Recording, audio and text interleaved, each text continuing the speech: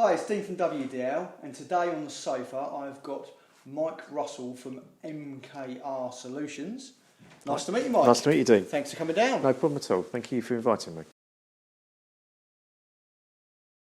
So, Mike, what common problems do small to medium-sized businesses face on a day-to-day basis, and how do you help them? Yeah, well, I mean, fairly typically, I will be talking to a business about helping to grow their business, and we get to the point where we've got a strategy and a project plan in place, and there's my price. And of course, the real problem that they're facing is they can't actually afford to pay for me because they have a cash flow issue, and that is also where I can come in and help them. And really nowadays, we all hear, the Carillion issues that they had. That was really driven by cash flow, lack of ability to get money in or pay money out, and then being hit by huge demands. And SMEs are no different. And we really then add real value there when we actually can sit down and work with them and sit and identify what their cash flow is. Now, quite commonly, it's not actually about the client not wanting to pay the invoice. It starts often with the salesman. So we would look at the whole holistic approach, with what I'd call a holistic approach to the business. So we don't just focus on the cash and when are you sending your invoices and are you chasing them. That is part of it. Yeah. But we then need to understand why in the first instance the client is reluctant to pay quickly, or what expectation they have around payment. And that often starts with the relationship team, and that might be your one salesman or two salesmen, depending on how many you've got in your team, or your small team of salesmen, and how they manage that relationship. So that's really where we start. It's about a relationship with the client. So we would also, when we deal with cash flow, we don't just talk to the business and the people in your business, we also talk to your clients. Oh, wow. Because that's really where we get the truth behind the reason why they're not paying. And it might just be sometimes that they're just being awkward and they don't want to pay on time. Yeah. If that's the case, then we need to... Certain industries are quite notorious for that. Absolutely, they are, yeah. But the key to it is still that relationship. Yeah. So what are you doing to manage that relationship in the first instance? So the better relationship you have with your clients, the more likely you're going to get higher up their list of priorities to pay your invoices.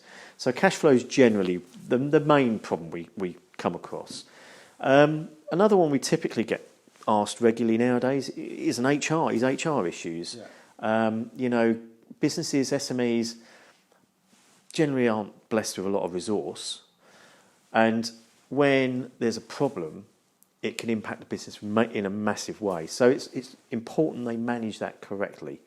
And a lot of them don't. They don't understand. Sort of bury their head in the sand. Or they think, well, I'm the business owner. I can just tell them to work. Or I can do what I want. And it doesn't work. You've got to do it the right way. So we will help you make sure that you follow all the right procedures, and we'll bring the experts in to do that for you and help you do that, and even write the letters to your member of staff. They need it. Manage all of that process. And probably the third one we're seeing more commonly now as well is people looking at exit strategies. Yeah. Now, most business owners will set up with a view to at some point in the near future, maybe 5-10 years, sell their business and move on to something else. That's not unusual. But we're seeing that more often now, shorter periods of time.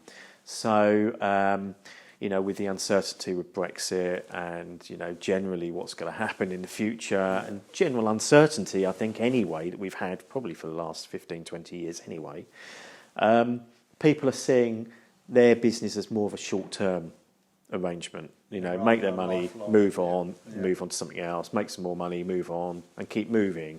And that way, what is the old adage? You can't hit a moving target, I guess. Yeah.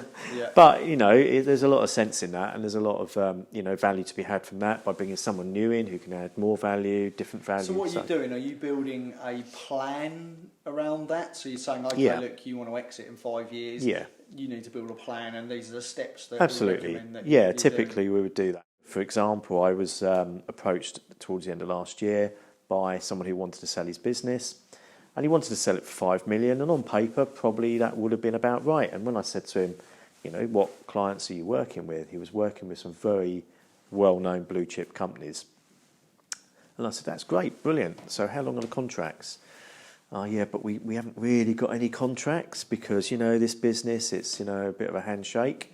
and they buy me really, because I'm the owner, and they buy me really. There goes all the value. And that's it. Absolutely, yeah. The value's gone, and it was like, I probably gave him a little bit too much advice, because I knew the guy was an old friend, really, I guess, from years ago, and made it clear to him what he needed to do to get these guys, contract.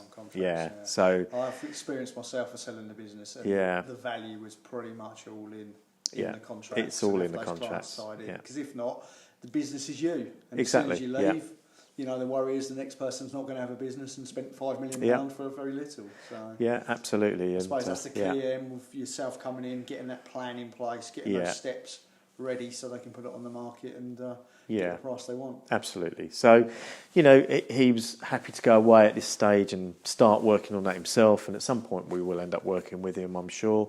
But at the moment he's just starting his initial stage to try and get himself in a position to get ready to start the sales process. So in a different scenario, let's say there's a business owner out there who wants to sell and they need someone to come in hands-on. How can you help someone in that situation? Just come in and build the plan, or can you get further involved in it? Yeah, no, we'll get as far involved as you as the business owner wants us to get involved in. We have experts who have sold lots of businesses. There's a business I'm talking to at the moment who've got some issues with HMRC. He wants to sell his business, but he needs to solve this problem with HMRC first. We have experts who will come in and negotiate with HMRC for him. So we'll become the business, and we'll come into the business. We'll sort all the problems out, take that completely off of the owner. This particular guy has, there's family medical issues going on as well at the moment, which I won't talk about, but that he just needs that taken away from him, and to give it to people who know what they're doing and have sold businesses before and have had all these negotiations. Remove all the stress, eh? Absolutely, it is, and it is stressful, and it's because at the end of the day, that's his retirement pot. He needs to get as much money for it as he can. He's not passing it on to his family. None of his family want to do it, want to carry on that business. They're not in it. So he needs to get the true value for that business, but he needs to resolve all these other problems first.